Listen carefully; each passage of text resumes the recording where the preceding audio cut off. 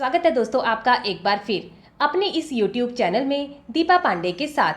साथियों, जागरूक नागरिक होने के नाते हम सभी को अपने कानूनी अधिकारों का पता होना जरूरी है ताकि हमारे साथ कहीं भी किसी भी तरह का कोई भी अन्याय ना हो पाए, और जानकारी के अभाव में तो बिल्कुल भी नहीं। तो चलिए आज की जानकारी के माध्यम से हम जानेंगे ऐसे ही कुछ महत्वपूर्ण कानूनी अधिकारों के बारे में। पहले तो बात करते हैं भारतीय संविधान के अनुच्छेद 21 आर्टिकल 21 की, जो हमें प्रदान करता है right to free legal aid, निःशुल्क कानूनी सहायता, जिसके तहत इलिजिबल व्यक्ति के वकील फीस से लेकर कोर्ट तक का सारा खर्चा सरकार वहन करती है, जिसकी पूरी जानकारी आप हमारी पिछली वीडियो में देख सकते हैं। लिंक हम नीचे डिस्क्रिप्शन बॉक्स में दे देंगे, आप वहां से इसे चेक कर लीजिएगा।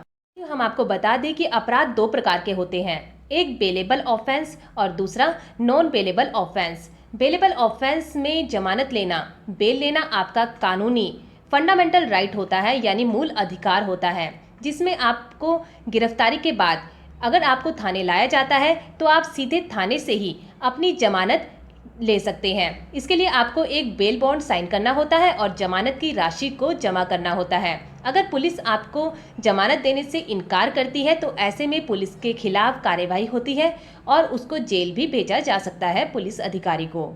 यानी बेलेबल ऑफेंस में आप सीधा थाने से ही अपनी जमानत ले सकते हैं, लेकिन नॉन बेलेबल ऑफेंस में आपका यह कानूनी अधिकार नहीं है कि आप एक अधिकार के तौर पर अपनी बेल ले सकें।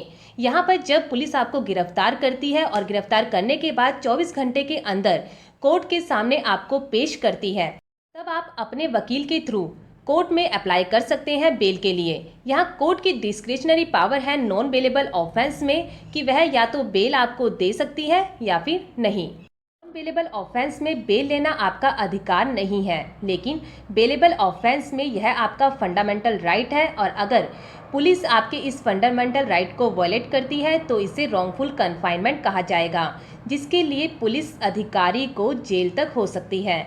इसके अलावा हम आपको बता दें कि एविडेंस की धारा 25 के अनुसार पुलिस के सामने या पुलिस कस्टडी में दिया गया कोई भी बयान जो आपके खिलाफ है या फिर कन्फेशन, उसके बेस पर आपको सजा नहीं मिल सकती।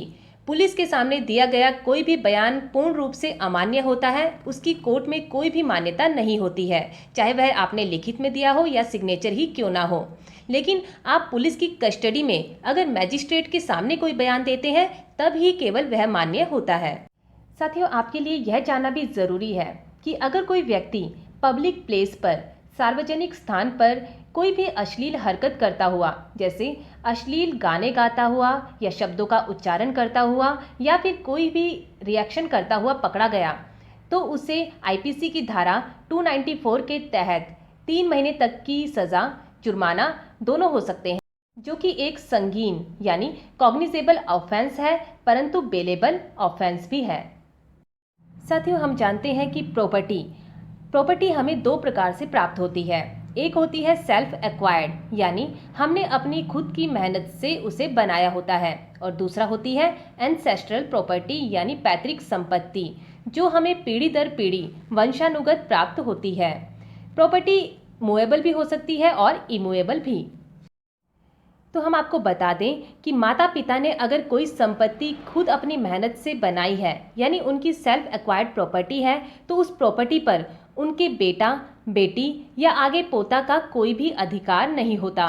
यहाँ पर उनकी विल पर डिपेंड करता है वह अपनी संपत्ति किसे दे और कैसे दे।